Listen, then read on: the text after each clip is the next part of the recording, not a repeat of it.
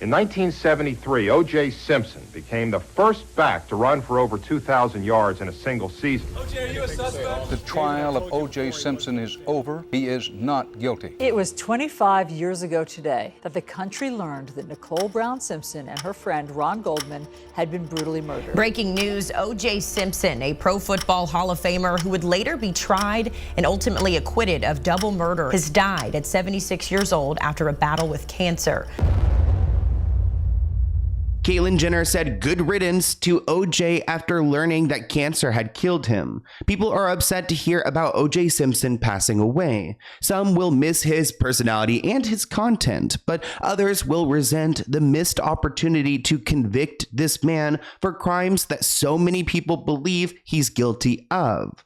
So let's get into it.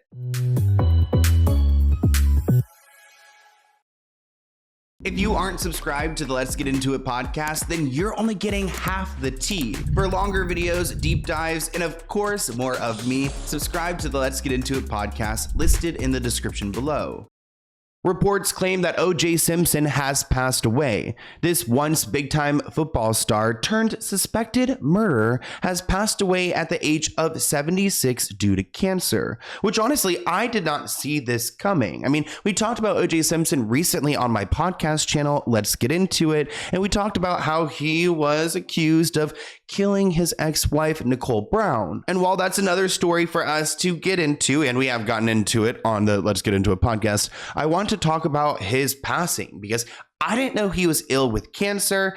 I didn't see it coming, and I think a lot of people are devastated. Some in more ways than others, because there are people who are big fans of O.J. Simpson, and then there are other people who hoped that maybe one day there would be justice for Nicole Brown. But now that he's passed away, there's really no way we could figure out if he did in fact kill his ex-wife. So let's get into the details. On April 10th is when O.J.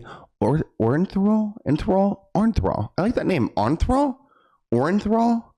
James Simpson succumbed to his battle with cancer. He was surrounded by his grandchildren and children, of course. Reports write that the former NFL great who stood trial for the double murder of his ex-wife Nicole Brown Simpson and her friend Ron Goldman in the 90s, only to be acquitted, passed away Wednesday in Las Vegas, according to his family. They say he was surrounded by his grandchildren, his children, his family, and he died Wednesday night. OJ had reportedly been battling prostate cancer.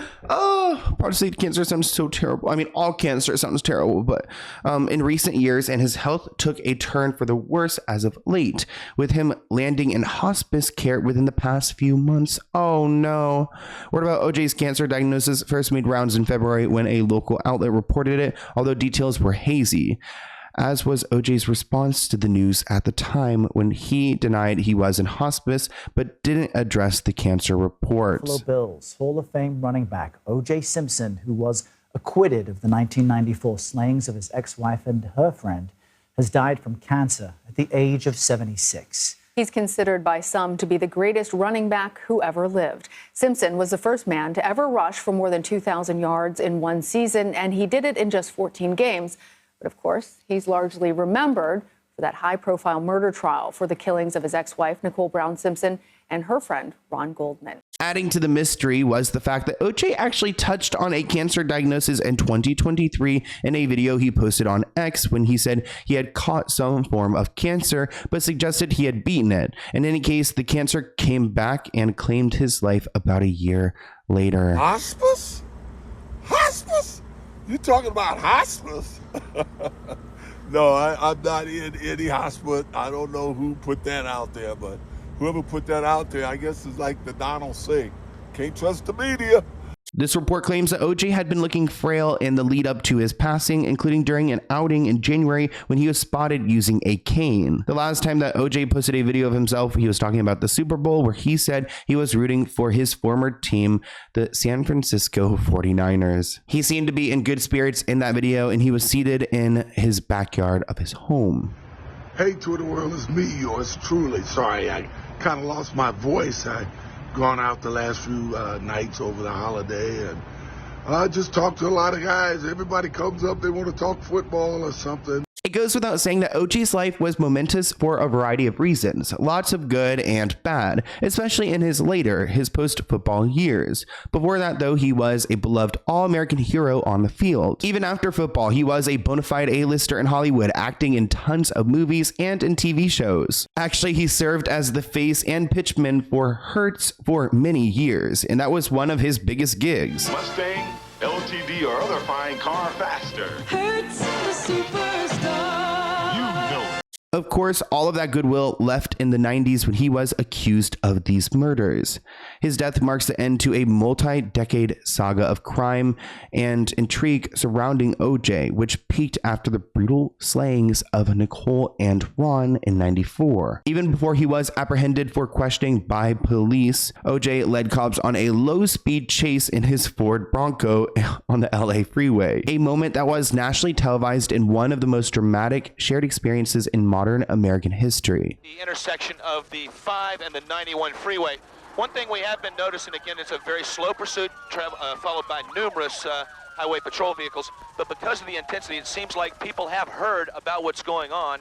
Once he was caught, a case started to form with him as the prime suspect. Prosecutors eventually charged him, alleging OJ carried out the horrific stabbing deaths of Nicole and Ron at her Brentwood home. OJ hired a dream team of defense lawyers, which was led by the late Johnny Cochran, who also included Robert Kardashian. OJ was acquitted of the murder charges after his lawyer was quoted saying, "If the glove does not fit, then you must acquit," and the jury bought that defense. It makes no sense. It doesn't fit. If it doesn't fit, you must acquit.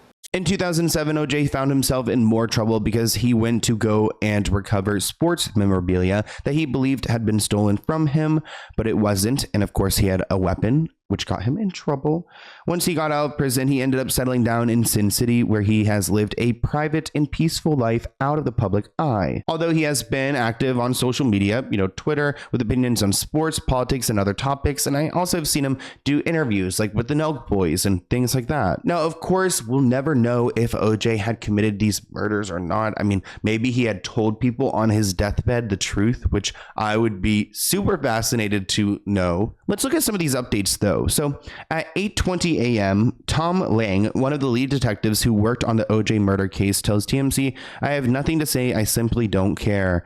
So he does not care that OJ is dead. Caitlyn Jenner, who used to be close friends with OJ, tells TMZ, "Good riddance." What? Wait, Caitlyn Jenner said good riddance?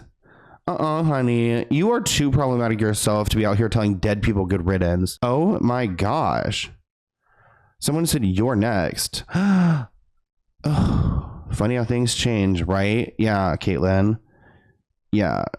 Oh my God, everyone's like, you next, bitch. Didn't you kill somebody with your car? Oh my God.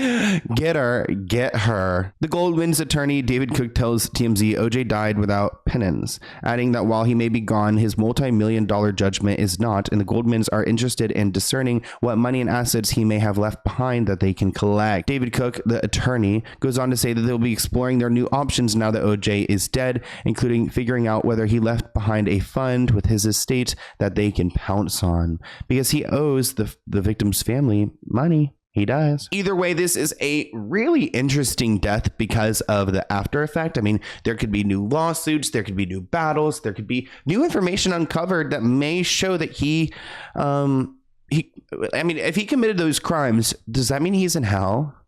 Like, if you murder someone, you probably go to hell, right? Let's go ahead and open this P.O. Box package item. It looks like it's from, I can't even read. Sarah? It's written in marker, but I think the letter should be easier to read. Okay, cute. Oh my gosh, I'm excited. Navajo Brothers Jerky. Hello, Sloan. My name is Sarah. I am a chief living in Ocala. I'm sorry if I'm not saying it right. I have 4 amazing sons, and we love your channel. I know it's selfish, but I wish you made more. I want to make more. Trust me. If there was more time in the world. Thank you for being you. Your heart shines through, and me and my sons have started a business called Navajo Brothers Jerky. Navajo Brothers Jerky on Facebook as well, and it looks like you sent the Navajo Jerky. Cute. I can't wait to try this. I would eat it right now, but I'm fasting today because I'm trying to be skinny for Coachella. But look, maybe I'll bring this to Coachella because it's like protein, right? It smells so good. Thank you so much. I really appreciate that you and your sons watch my channel. That is wild to think about. So grateful. We love our Native American people, and I love this. I can't wait to get into it. I'm sure my boyfriend will love it too. But thank you so much. We will list your company below, and I hope you guys enjoyed this video. Bye, guys.